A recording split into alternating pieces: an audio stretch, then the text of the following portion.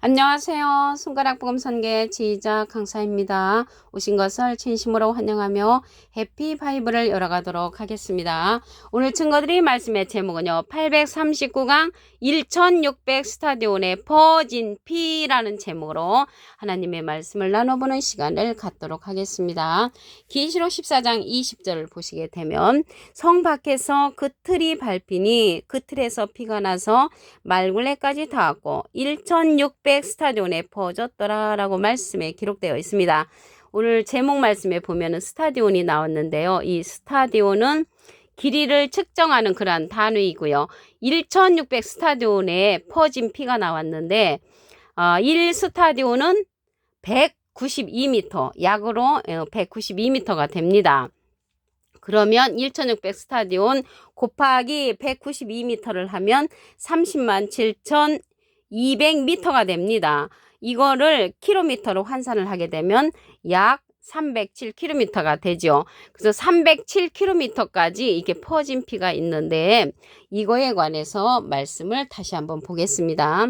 계시록 14장 20절에 보시게 되면 성 밖에 있다는 것을 볼 때 천국의 밖에서 그 틀이 밟히니 틀에서 피가 나서 말굴레까지 닿았고 말굴레까지 닿았다는 것은 말의 배 부분까지 1600 스타디온에 퍼진이란 피가 있단 말이죠.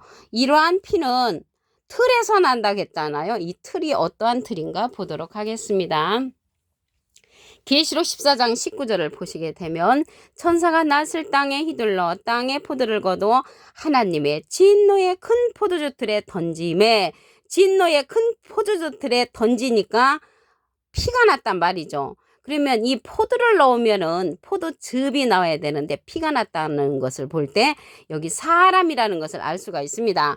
어마어마한 많은 사람들이 이러한 심판을 받는다는 것을 알 수가 있죠. 하나님의 진노의 큰 심판을 받는 자들이 포도주 틀에 들어가는 자들은 들포들을 맺힌 자들입니다.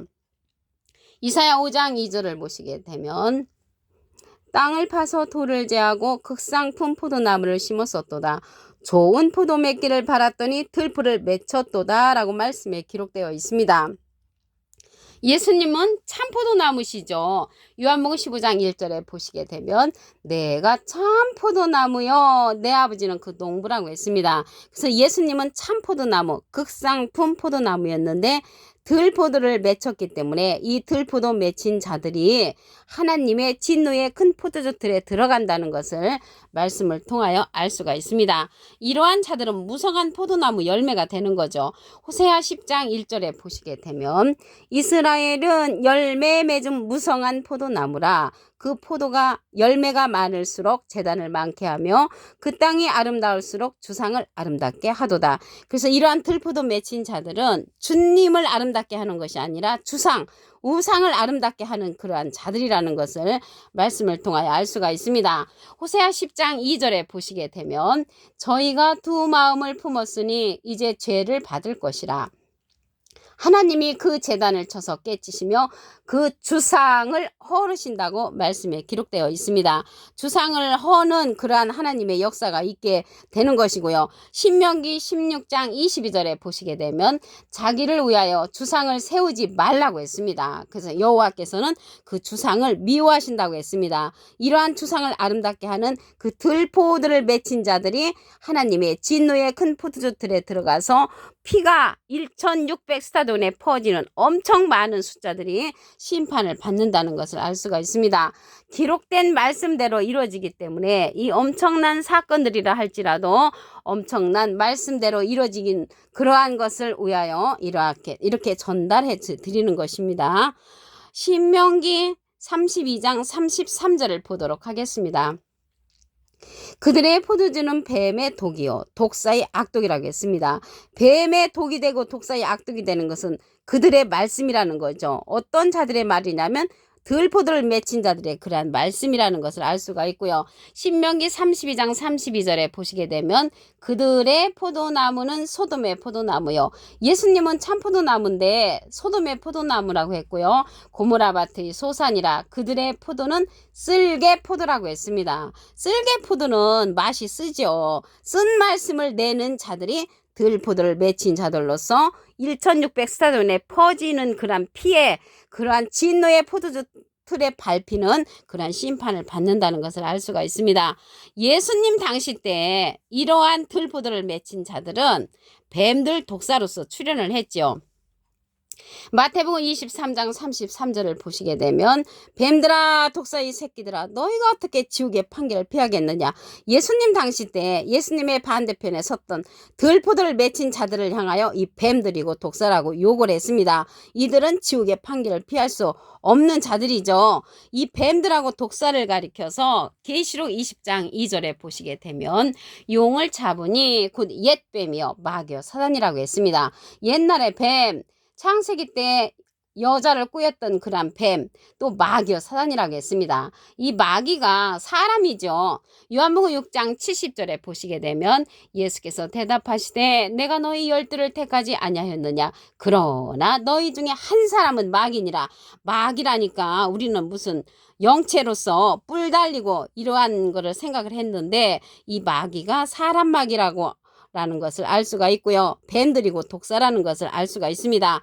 이러한 자들은 예수님의 반대편에 섰던 자들로서 진리가 그 속에 없다고 했습니다. 요한복음 8장 44절에 보시게 되면 너희는 너희 아비 마귀에게서 났으니 너희 아비의 욕심을 너희도 행하고자 하느니라. 저는 처음부터 살인한 자요 진리가 그 속에 없으므로, 진리가 없으므로 영적인 살인을 하는 자라는 것을 알 수가 있고요. 진리가 없으므로 거짓말쟁이라고 말씀에 기록되어 있습니다. 그들이 뱀들이고 독사하고 마귀고 사단이라는 것을 알 수가 있습니다. 이들은 뱀의 소리는 애굽의 소리라고 했습니다.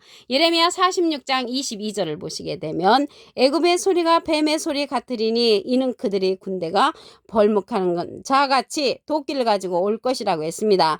근데 애굽의 소리가 뱀의 소리라고 했는데 이 애굽은 이사야 31장 3절에 보시게 되면 애굽은 사람이요 신이 아니며 신이 아니라고 했습니다.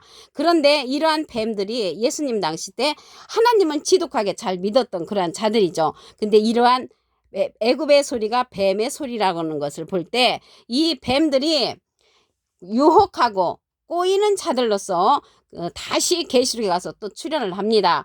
계시록 12장 9절에 보시게 되면 큰 용이 내어 쫓기니 옛뱀 곧 마귀라고도 하고 사단이라고도 하는 온 천하를 꿰는 자라. 온 천하를 꿰는 자들로서 계시록에 가서 다시 출현한다는 것을 알 수가 있습니다.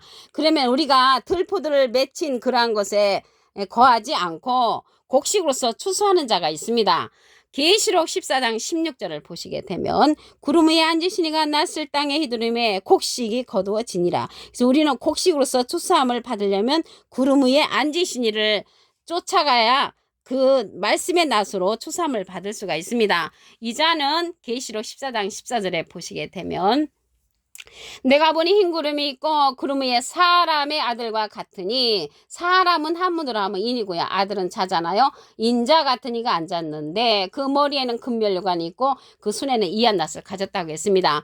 이런 구름 위에 앉으시는 이는 곡식을 거두는 자죠. 그래서 우리는 곡식으로서 추수함을 당해야만이 이러한 무서운 심판을 받지 않는다는 것을 알 수가 있습니다. 이자는 구름 위에 앉았다는 것은 이 구름은요. 목자를 상징을 합니다. 여러 목자 위에 앉으시는데 낫을 휘둘러 곡식을 거두는 이러한 자를 만나야 하는 것입니다. 요한복음 4장 37절에 보시게 되면 한 사람이 심고 다른 사람이 거둔다는 말이 옳도다. 그래서 한 사람 심으신 분은 예수님이시고요. 다른 사람 거두시는 분은 구름 위에 앉으시니 인자 같은 이가 거둔다는 것을 말씀을 드립니다. 이 자는 진리의 성령입니다. 요한일서 5장 7절을 보시게 되면 증거하는 이는 성령이시니 성령은 진리니라. 진리의 성령이 증거하는데 그 자가 구름 위에 앉으신 이로써 곡식을 거두는 자라는 것을 알 수가 있습니다. 이 진리의 성령은 요한복음 16장 13절에 보시게 되면 진리의 성령이 오시면 그가 너희를 모든 진리 가운데로 인도하시리니 그가 차이로 말하지 않고 오직 듣는 것을 말하시며 장래를 우리에게 알려준다고 했습니다. 그래서 진리의 성령은 계시록의 사건들을 알려주는 그러한 자고요. 예수님의 영광을 나타내고 예수님의 것을 가지고 우리에게 알려주는 성령이라고 말씀에 기록되어 있습니다. 계시록 14장 20절을 보도록 하겠습니다. 성 밖에서 그 틀이 밟히니 그 성 밖에 있는 자들이 틀에서 피가 나서 말굴레까지 닿았고 1600 스타디온에 퍼졌다고 했습니다. 이 틀은 하나님의 진노의 큰 포도주 틀입니다. 계시록 14장 19절을 보시게 되면 천사가 낫을 땅에 휘둘러 땅에 포도를 거두어 하나님의 진노의 큰 포도주 틀에 던져지면 1600 스타디온에 퍼지는 그런 피가 나오죠. 원래 포도주를 넣으면 포도즙이 나와야 되는데 이게 피가 난다는 것을 볼 때 들포도로서 심판받는 자들이 엄청 많다는 것을 알 수가 있습니다. 1600 스타디온은 말씀을 드렸죠. 1 스타디온은 192m 약으로 따져서 그럼으로써 1600 스타디온 곱하기 192m는 30만 7,200m로서 킬로미터로 환산을 하게 되면 307km까지 이러한 피가 퍼진다는 것을 볼 때 엄청 심판받는 숫자가 많이 있다는 것을 알 수가 있겠습니다. 이러한 자들은 들포도를 맺힌 자입니다. 이사야 5장 2절을 보시게 되면 땅을 파서 돌을 제하고 극상품 포도나무를 심었었도다. 좋은 포도 맺기를 바랐더니 들풀을 맺혔도다. 들포도 맺힌 자들이 많은 심판을 받고요. 극상품 포도나무는 참포도나무 예수님으로서 요한복음 15장 1절에 보시게 되면 내가 참 포도나무요. 그래서 예수님의 그러한 열매를 맺어야 되는데 들포도를 맺힌 자들을 가리킵니다. 이러한 자들은 뱀의 독이라고 했습니다. 신명기 32장 33절을 보시게 되면 그들의 포도주는 뱀의 독이요 독사의 악독이라고 했습니다. 이러한 자들은 신명기 32장 32절에 보시게 되면 소돔의 포도나무라고 했고 쓸개 포도라고 했습니다. 이러한 자들이 예수님 당시 때에 뱀들로 독사들로 출현한 것을 보도록 하겠습니다.